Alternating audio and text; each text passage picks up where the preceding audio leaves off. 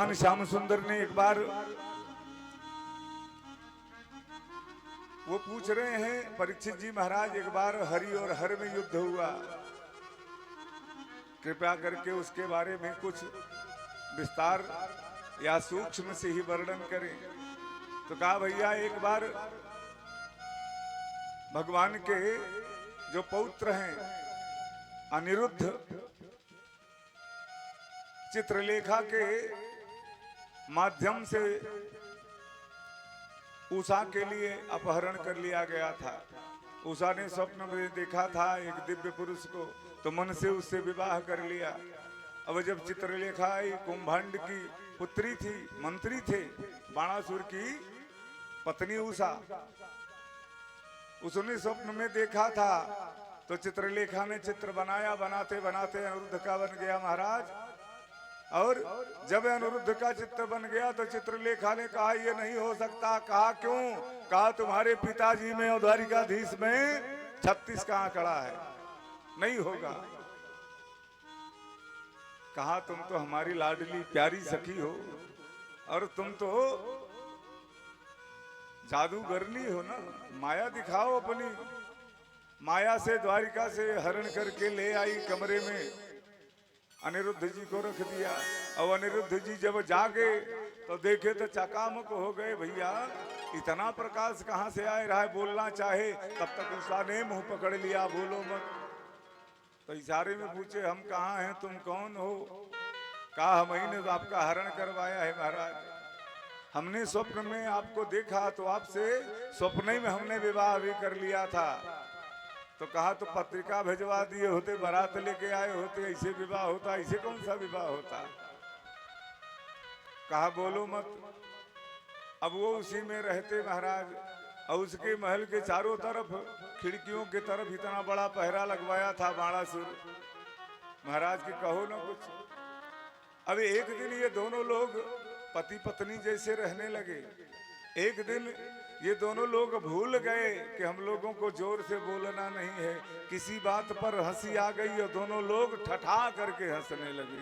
और जब ठठा करके हंसे तो द्वारपाल, खिड़की पाल, ये सारे लोग सुने। जब तो सुने तो सोचे कि भैया बाणासुर सुनेंगे तो हम लोगों का सर कलम कर देंगे, पहले जा करके हम ही राजा को बता दें। सारे द्वारपाल मिल करके जाते हैं बाणासुर के पास, बताते हैं। बाणासुर आता है और अनिरुद्ध को कैद कर लेता है महाराज, हफ्सी में डाल देता है कैद करके। जो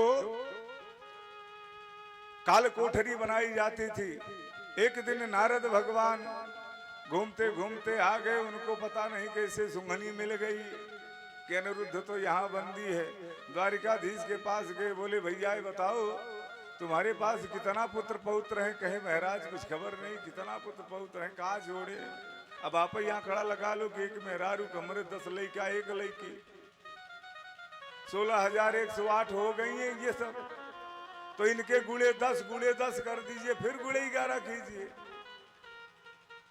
तभी तो आपका पौत्र वहां बंदी बना है। आपको पता ही नहीं तो कहा कौन?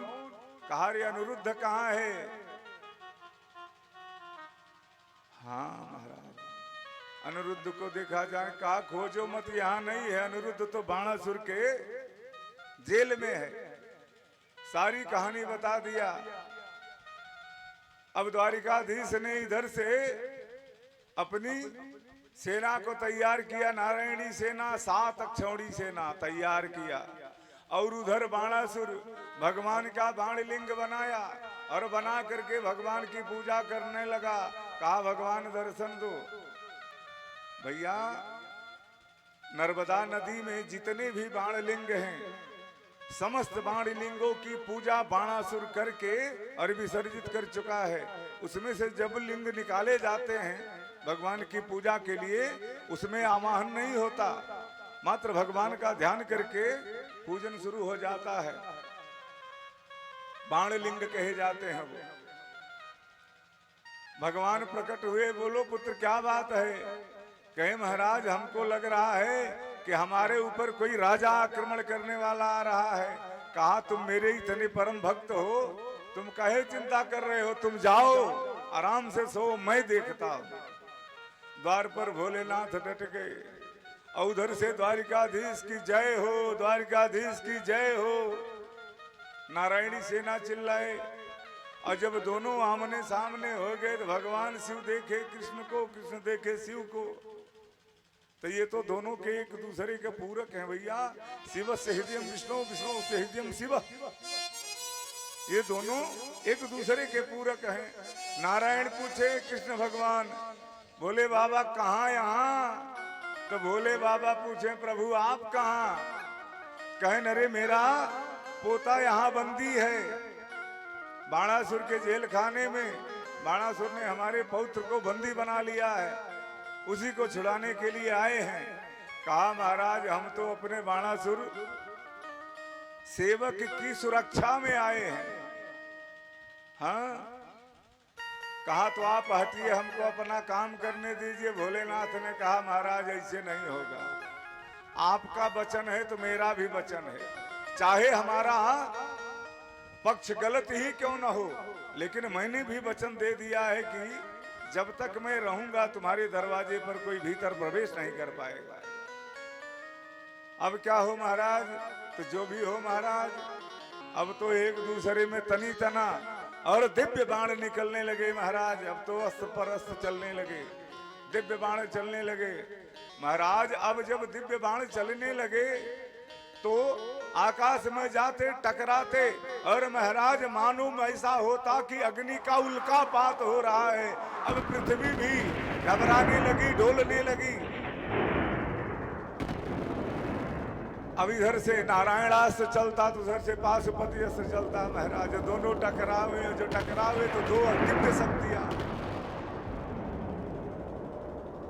बहुत देर हो गई, कोई फैसला नहीं हो पा रहा है, न ये हार है न वे हार है।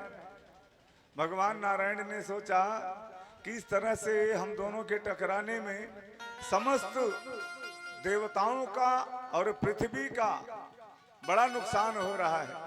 तो भगवान ने एक मध्यम का मार्ग निकाला, एक जिम्भड़ास्त्र चला दिया। जिम्भड़ास्त्र ऐसा है कि अगर वो चला दिया जाए आगे वाले के ऊपर तो उसको जम्हाई आती है, और जम्हाई जब आती है तो क्या कहना चाहिए? राम राम कहिजे जमुहाए, राम राम कहिजे जमुहाए, दिनहीन पाप पुण्य समुहाए, दिनहीन पाप पुण्य राम राम करके चुटकी बजाना चाहिए। अब भगवान भोलेनाथ से विधि विधान ज्यादा कौन जानता है। और जैसे जिम्भड़ास्त्र चला तो त्रिशूल को गाड़ दिए और चुटकी बजा करके मुंह बा करके राम राम लेने लगे। द्वारिकाधीश ने सबसे कहा बांध लो, इससे बढ़िया मौका नहीं आएगा। अब भगवान भोलेनाथ को बांध लिया गया, और जो भगवान भोलेनाथ बंधे और जिम्भड़ास्त्र का असर समाप्त हुआ तो भोलेनाथ हाथ जोड़े, हे कन्हैया, हे द्वारिकाधीश, अरे मेरा चेला है, मैंने उसको जबान दिया है, अपने बराबर छोड़ना, उसको अपने बराबर करके छोड़ देना। और भगवान ने सुदर्शन को आदेश दे दिया महाराज, जो सहस्त्राबाहु 1000 हाथ वाला था। महाराज सुदर्शन गए, एक एक लगे काटने, काटते काटते महाराज मानो हाथों का अंबार लग गया हो। अरे भैया 1000 हाथ मामूली थोड़े, सबके हाथ को मिलाए डालो, अंगुरियों को मिलाए डालो तब वो शायद उतना न हो। अब जब 4 हाथ रहा तो भगवान द्वारिकाधीश ने सुदर्शन को इशारा किया तो सुदर्शन वापस आ गया। अब बाणासुर द्वारिकाधीश के कदमों में आकर के गिरता है, महाराज गलती हमारी बिटिया की है, आइए आप अब अपना